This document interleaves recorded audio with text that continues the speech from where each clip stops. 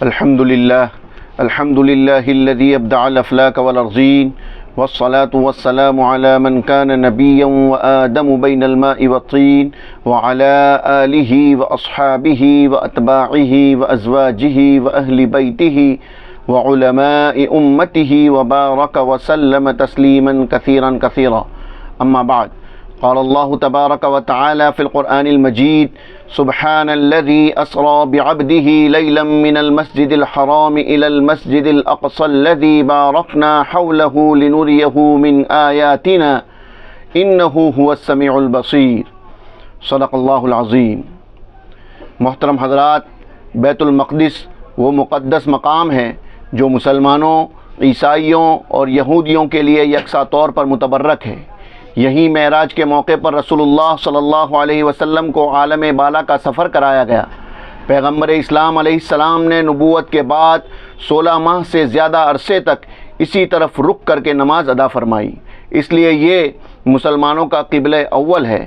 بعض روایتوں سے معلوم ہوا کہ بیت اللہ شریف کی تعمیر کے کچھ عرصے بعد سیدنا ابراہیم علیہ السلام نے ہی بیت المقدس کی بھی تعمیر فرمائی تھی.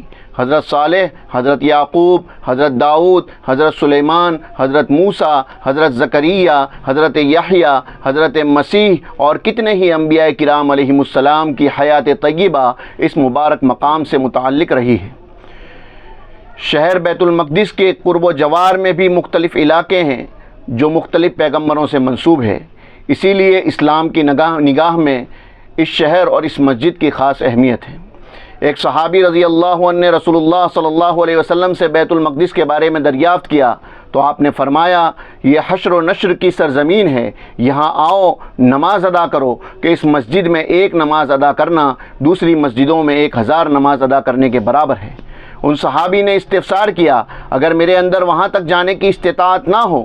آپ صلی اللہ علیہ وسلم نے ارشاد فرمایا: کم سے کم تیل کا ہدیہ ہی بھیج دو جو وہاں چراغ میں کام آئے. آپ صلی اللہ علیہ وسلم نے فرمایا: جب حضرت سلیمان علیہ السلام بیت المقدس کی تعمیر سے فارغ ہوئے تو اللہ تعالیٰ سے دعا فرمائی. اس میں ایک دعا ایسی حکومت کی تھی جو آپ کے بعد کسی کو میسر نہ آئے، اور اس میں ایک دعا یہ بھی تھی کہ جو اس مسجد میں صرف نماز کے لیے آئے تو اس کے گناہ اس طرح معاف ہو جائیں کہ گویا وہ آج ہی اپنی ماں کے پیٹ سے پیدا ہوا ہے. رسول اللہ صلی اللہ علیہ وسلم نے فرمایا کہ 3 دعاؤں میں سے 2 تو مقبول ہو گئی، اور مجھے امید ہے کہ یہ تیسری دعا جو مغفرت سے متعلق تھی وہ بھی مقبول ہو گئی ہوگی. اور یہ روایت تو حدیث کی متعدد کتابوں میں وارد ہے کہ آپ صلی اللہ علیہ وسلم نے ارشاد فرمایا کہ خاص طور پر 3 ہی مسجدوں کے لیے سفر کرنا درست ہے: مسجد حرام، مسجد نبوی اور مسجد اقصیٰ. اس لیے مسلمانوں کو اس مقدس اور متبرک مقام سے ہمیشہ قلبی اور جذباتی تعلق رہا ہے. یہودیوں کا یہ دعویٰ ہے کہ وہ اسرائیل کی ریاست تشکیل دے کر دراصل خدائی حکم کو پورا کر رہے ہیں. یہ ان کی آبائی زمین ہے جہاں وہ لوٹے ہیں، اور انہیں یہاں ریاست قائم کرنے کا مکمل حق ہے. حالانکہ فلسطین میں موجود آباد عرب حضرت ابراہیم علیہ السلام کی نسل سے ہیں اور انہی کے زمانے سے یہاں آباد ہیں. یہود تو بہت بعد کی چیز ہیں، لہذا فلسطین کی زمین پر زیادہ حق عرب فلسطینیوں کا ہے جو اپنی آزادی اور بقا کے لیے ایک مدت سے یہودیوں سے برسر پیکار ہیں. اسلام سے پہلے یہ شہر بار بار تخت و تاراج کیا جاتا رہا. خاص کر 6 صدی قبل مسیح بابل کے حکمراں بخت نصر نے اس شہر اور اس کے مقدس مقامات کی جس طرح اینٹ سے اینٹ بجائی اور 1 لاکھ یہودیوں کو قید کر کے بابل لے گیا، وہ تاریخ کے اہم واقعات میں سے ایک ہے. یہودی جو اپنے آپ کو اس شہر کا اصل وارث سمجھتے ہیں، صرف 73 سال ہی اس شہر پر برسر اقتدار رہے. حضرت عمر رضی اللہ عنہ کے عہد میں 636 عیسوی میں بیت المقدس کا علاقہ حضرت عمرو بن عاص اور حضرت عبیدہ رضی اللہ عنہما نے فتح کیا. مسلمان چاہتے تھے کہ شہر میں خون ریزی نہ ہو اور صلح کی صورت نکل آئے. عیسائیوں نے شرط لگائی کہ خلیفۃ المسلمین خود آ کر دستاویز پر دستخط کریں. حضرت عمر رضی اللہ عنہ نے اسے قبول فرما لیا اور مدینہ میں حضرت علی رضی اللہ عنہ کو اپنا قائم مقام بنا کر 16 رجب میں بیت المقدس کی طرف تشریف لائے، اور بیت المقدس سے پہلے ہی جابیہ نامی مقام پر اسلامی لشکر نے حضرت عمر رضی اللہ عنہ کا استقبال کیا۔ وہیں عیسائی رہنما بھی آ گئے اور معاہدہ صلح کی تحریر عمل میں آئی۔ اس معاہدے کے تحت عیسائی باشندوں کی جان و مال، مذہبی مقامات، حضرت مسیح کی مورتیوں وغیرہ کی حفاظت کی ضمانت دی گئی، بلکہ عیسائی یہودیوں کے ساتھ رہنا نہیں چاہتے تھے۔ حضرت عمر رضی اللہ عنہ نے ان کی اس خواہش کو بھی قبول فرمایا اور یہودیوں کی الگ آبادی بنائی گئی۔ اس کے بعد سے یہاں برابر مسلمان حکمراں رہے، یہاں تک کہ 11ویں صدی عیسوی میں صلیبی جنگ شروع ہوئی اور 23 شعبان 492 ہجری کو عیسائی دوبارہ فاتحانہ بیت المقدس میں داخل ہوئے۔ انہوں نے شہر میں ایسا قتل عام مچایا کہ بچے، بوڑھے، جوان اور مرد و عورت کو بلا امتیاز تحقیق کیا گیا۔ شہر میں لاشوں کے انبار لگائے گئے۔ خود مغربی مورخین نے اس خون آشامی کا اعتراف کیا ہے۔ کہا جاتا ہے کہ صرف ایک دن میں شہر اور اس کے مضافات میں 70,000 افراد شہید کیے گئے۔ خود مغربی مورخین کے بقول گلیاں فلسطینیوں کے خون سے گھٹنوں تک بھر گئی تھی۔ یہ سفاکانہ رویہ ٹھیک اس کے برعکس تھا جو حضرت عمر اور مسلمان فاتحین نے عیسائیوں کے ساتھ روا رکھا تھا۔ سقوط بیت المقدس کہ اس واقعے نے پورے عالم اسلام کو بے چین اور بے سکون کر کے رکھ دیا، یہاں تک کہ 1169 ہجری میں سلطان نور الدین زنگی جیسے خدا ترس بادشاہ کے ایک کمانڈر مجاہد اسلام سلطان صلاح الدین ایوبی رحمۃ اللہ علیہ مصر کے تخت اقتدار پر جلوہ افروز ہوئے اور شام کے علاقے فتح کرتے ہوئے 1187 عیسوی میں بیت المقدس کو فتح کیا۔ صلاح الدین ایوبی نے احسان فراموش عیسائیوں کے ساتھ ایسی رحم دلی کا سلوک کیا کہ تاریخ میں اس کی مثال کم ملے گی۔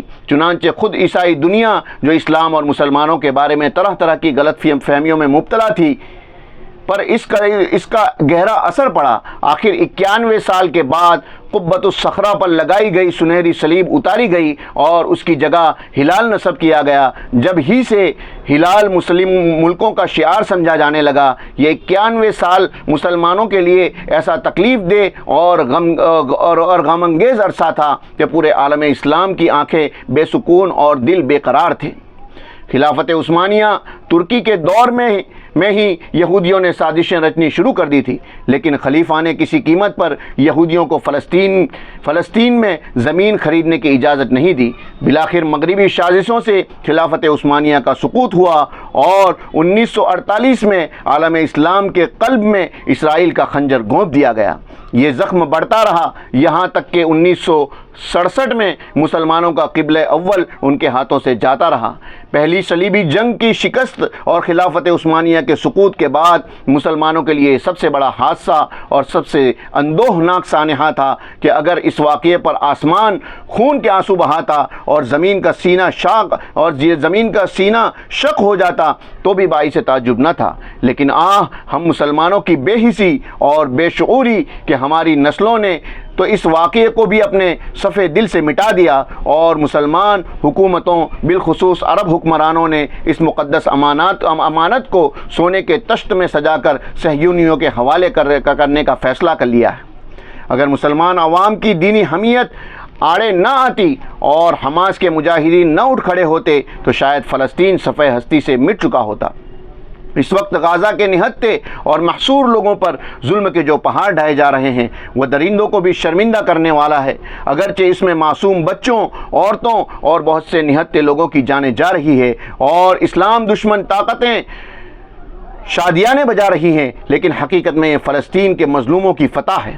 اسرائیل کی درندگی اور لاقانونیت کو پوری طرح واضح کر دیا ہے۔ کسی کو باندھ کر اس کو ظلم کا نشانہ بنانا بہادری نہیں بزدلی ہے۔ واضح کر دیا کہ اسرائیل ناقابل تسخیر نہیں۔ عالم کفر کے سامنے یہ زمین کا ایک چھوٹا سا خطہ سینہ تانے کھڑا ہے۔ اس جنگ کے نتیجے میں فلسطینی مسلمانوں کے اندر جو جذبہ قربانی پیدا ہوا ہے اور جس شوق کے ساتھ مسکراتے ہوئے وہ جام شہادت نوش کر رہے ہیں وہ عہد صحابہ کی یاد تازہ کر رہا ہے، اور یہ فلسطینیوں کے اخلاقی فتح ہے۔ پوری دنیا کے مسلمانوں پر استطاعت کے مطابق ان مظلوم بھائیوں کی مدد کرنا واجب ہے۔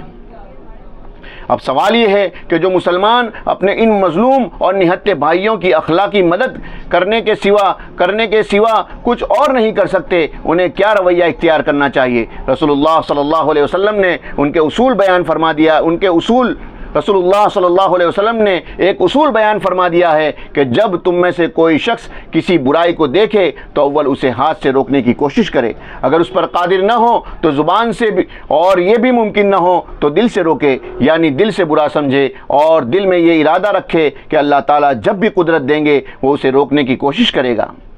ظلم و جور سے بڑھ کر کوئی برائی نہیں، یہ تو دنیا میں شرک سے بھی بڑھ کر ہے، کیونکہ دنیاوی احکام کی حد تک شرک کو گوارا کیا جا سکتا ہے، لیکن ظلم ایسی برائی ہے کہ وہ کسی طور پر قابل قبول نہیں۔ کفر ایسا جرم نہیں کہ جو شخص پہلے سے اس عقیدے پر ہو اسے قتل کرنا جائز ہو، لیکن اگر کوئی شخص کسی کا مال لے لے، کسی کی عزت و آبرو پر حملہ آور ہو یا کسی کو قتل کر دے تو وہ ضرور لائق سزا ہے۔ پس ظلم سب سے بڑی برائی ہے اور اپنی طاقت و صلاحیت بھر اس کی مخالفت واجب ہے۔ مخالفت اور ناراضگی کے اظہار کا ایک طریقہ ترک تعلق بھی ہے، اور ظالموں کے ساتھ ترک تعلق کی تعلیم خود قرآن مجید نے دی ہے۔ اللہ تعالیٰ کا ارشاد ہے، اے ایمان والو، یہود و نصارہ کو دوست نہ بناؤ، وہ ایک دوسرے کے دوست ہیں، اور تم میں سے جو ان کو دوست رکھے گا وہ انہی میں سے ہوگا، بے شک اللہ ظلم شیار لوگوں کو ہدایت نہیں دیتے۔ اس آیت میں ایک جامع لفظ دوست نہ بنانے کا استعمال کیا گیا ہے۔ یہ ایک معنی خیز تعبیر ہے جس میں قلب و نگاہ کی محبت، فکر و نظر کا تاثر، سماجی زندگی کی مماثلت اور مالی معاملات و تعلقات سب شامل ہیں۔ یہ کوئی شدت پر مبنی حکم نہیں ہے، بلکہ ظلم کے خلاف ناراضگی کے اظہار کا ایک طریقہ ہے۔ اس آیت کے اخیر میں ظالموں کا تذکرہ کر کے اس بات کی طرف اشارہ فرمایا گیا کہ جو یہود و نصارہ یا کوئی اور غیر مسلم ظلم و جور پر کمر بستہ ہو، مسلمانوں کے لیے اپنی طاقت و قدرت کے مطابق ان سے بے تعلقی برتنا واجب ہے۔ اللہ تعالیٰ نے ایک موقع پر اس حکم کو مزید وضاحت کے ساتھ بیان فرمایا، ارشاد ہے، بے شک اللہ تم لوگوں کو ان لوگوں سے تعلق رکھنے سے منع کرتے ہیں جنہوں نے تم سے دین کے معاملے میں جنگ کی، تم کو تمہارے گھروں سے نکالا اور تمہارے نکالنے میں ایک دوسرے کی مدد کی، اور جو ان سے تعلق رکھیں وہ بھی ظالم ہیں۔ گھروں سے نکالنا، محض دین کی بنا پر آمادہ قتل و قتال ہونا، اور جو لوگ مسلمانوں کے شہروں اور آبادیوں کو ویران کرنے پر تلے ہوئے ہوں ان کو مدد پہنچانا، یہ وہ اوصاف ہیں جن کے حامل بدطینت یہودیوں سے بے تعلقی برتنے کا حکم دیا گیا۔ غور کیجئے، کیا آج اسرائیل سے بڑھ کر کوئی اس کا مصداق ہے جو آئے دن بے قصور فلسطینی مسلمانوں کا قتل عام کرتا ہے، اور جس نے لاکھوں فلسطینیوں کو اپنے مادر وطن میں رہنے کے حق سے بھی محروم کر دیا ہے؟ قرآن نے جن یہود و نصارہ سے بے تعلق ہونے اور رشتہ محبت کاٹ لینے کا حکم دیا ہے، اسرائیل اور اس کے حامی و ناصر طاقتوں میں ان میں سے کون سی بات نہیں پائی جاتی؟ لیکن جو غیر مسلم بھائی امن و انصاف کے اصول پر قائم ہیں ان کے ساتھ بہترین سلوک ہمارا فریضہ ہے۔ اللہ تعالیٰ تمہیں ان غیر مسلموں کے ساتھ حسن سلوک اور انصاف سے نہیں روکتا جنہوں نے تم سے دین کے بارے میں جنگ نہ کی ہو اور تمہیں تمہارے گھروں سے نہ نکالا ہو، بے شک اللہ انصاف کرنے والوں کو پسند کرتا ہے۔ جو غیر مسلم بھائی انصاف کی روش پر قائم ہوں وہ ہمارے انسانی بھائی ہیں، وہ ہمارے برادرانہ سلوک اور حسن اخلاق کے مستحق ہیں، ان کے ساتھ زیادتی کسی طور پر جائز نہیں۔ بے تعلقی کا حکم ان لوگوں سے ہے جنہوں نے اسلام اور مسلمانوں کے بارے میں جارحانہ اور نامنصفانہ روش اختیار کر رکھی ہو۔ اسرائیل کے اس ظلم کا نشانہ صرف فلسطینی نہیں ہیں بلکہ ان کا اصل نشانہ اسلام ہے۔ قرآن نے یہود و نصارہ کی نفسیات اور ان کے اندرونی جذبات کی خوب ترجمانی کی ہے، اور یہ بات جس قدر رسول اللہ صلی اللہ علیہ وسلم کے عہد میں مبنی بر واقع تھی اسی قدر آج بھی ہے کہ یہود و نصارہ آپ سے اس وقت تک راضی نہیں ہو سکتے جب تک آپ ان کے دین کے پیرو نہ ہو جائیں۔ آپ کہہ دیجئے کہ ہدایت تو وہ ہے جو اللہ کی ہے۔ اگر آپ علم حاصل ہونے کے بعد بھی ان کی خواہشات کی پیروی کرنے لگیں تو آپ کے لیے اللہ کے مقابلے کوئی حامی و مددگار نہ ہوگا۔ قرآن نے اس میں یہود و نصارہ کے اندرونی جذبات کو کھول کر رکھ دیا ہے، اور خلافت عثمانیہ کے سقوط سے اب تک عالم اسلام میں جو جنگیں ہوئی جو جنگیں ہوئی ہیں وہ سب اس کے واضح شواہد ہیں۔ اس لیے جب تک مسلمان اپنے مذہبی تشخصات اور اپنے ثقافتی امتیازات کو خیر باد نہ کہہ دیں اور پوری طرح مغربی فکر اور مغربی ثقافت کے سامنے جبین تسلیم خم نہ کر دیں، ان کی تشفی نہیں ہو سکتی، اور انشاءاللہ مسلمان کبھی اس کے لیے تیار نہیں ہوں گے، اس لیے کہ وہ دین کے لیے سب کچھ کھونے کو پانا اور اللہ کی راہ میں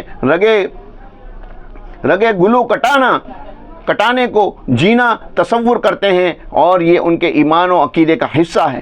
موجودہ دور میں حقیقت حال سے واضح طور پر رخ موڑا جا رہا ہے، حق کو باطل اور باطل کو حق گردانا جا رہا ہے، ظالم کی حوصلہ افزائی اور اس کی پشت پناہی کی جا رہی ہے، جبکہ مظلوموں کو پوری طرح کچلنے کی کوششیں پوری قوت سے جاری ہے۔ ان دنوں حماس اور اسرائیل کے درمیان جو جنگ جاری ہے وہ بہت افسوسناک اور تکلیف دہ ہے، اور یہ واضح طور پر اسرائیل کی بدعہدی اور اس کی طرف سے ہونے والی زیادتی اور مسجد اقصیٰ کی بے حرمتی کا فطری رد عمل ہے۔ اس رد عمل کو دہشت گردی کہنا، ظالموں کو طاقت پہنچانا اور مظلوموں کے ساتھ ناانصافی کرنا ہے۔ حقیقت یہی ہے کہ اسرائیل ایک غاصب ریاست ہے جس کو مغربی طاقتوں نے خلافت عثمانیہ کے سقوط کے بعد جبر و استبداد کے زیر سایہ قائم کیا، اور افسوس کہ اس کے بعد بھی اسرائیل نے اپنی سرحدوں پر قناعت نہیں کی، جیسا کہ پچھلے اوراق میں اس کی وضاحت ہوئی، بلکہ 1967 میں ہمسایہ ملکوں کے وسیع رقبے پر بزور قوت قبضہ کر لیا۔ اس کے بعد اقوام متحدہ اور سلامتی کونسل نے متعدد بار فیصلہ کیا کہ اسرائیل 1967 والی سرحدوں پر واپس چلا جائے، مگر اس نے اس پر کوئی توجہ نہیں دی، اور افسوس کہ بڑی طاقتوں نے ان سب کے باوجود اسرائیل کی پشت پناہی کی اور اسرائیل کے کھلے ہوئے ظلم کی تائید کرتے رہے۔ ہندوستان کے جواہر لال نہرو سے لے کر آج تک بشمول اٹل بہاری واجپئی یہی پالیسی رہی کہ اسرائیل کو اقوام متحدہ کی تجویز پر عمل کرنا چاہیے، مگر افسوس حقیقت یہ ہے کہ موجودہ حماس اور اسرائیل جنگ کا اصل سبب اسرائیل ہے۔ فلسطینی اپنے اوپر ہونے والے ظلم کا دفاع کر رہے ہیں، اور اس کا حل یہی ہے کہ فوری طور پر جنگ بندی ہو، اقوام متحدہ کے فیصلے کے مطابق فلسطین کی آزاد ریاست قائم ہو، اور فلسطینیوں اور اسرائیلیوں دونوں کے ساتھ انصاف ہو۔ اس پس منظر میں ہم مسلمانان ہند قانون کے دائرے میں رہتے ہوئے یہ ضرور کر سکتے ہیں کہ ملک کی رائے عامہ کو حقیقت پسند بنائیں اور انہیں حقیقی صورتحال کا ادراک کرنے میں مدد دیں۔ منصف مزاج ہندو بھائیوں جن کی آج بھی اس ملک میں اکثریت ہے کو ساتھ لے کر حکومت ہند سے خواہش کریں کہ وہ اپنی ناوابستہ پالیسی پر قائم رہے اور اسرائیل کی حمایت سے باز رہے، اور وہ ظالم اور مظلوم کو ایک پلڑے میں نہ رکھے۔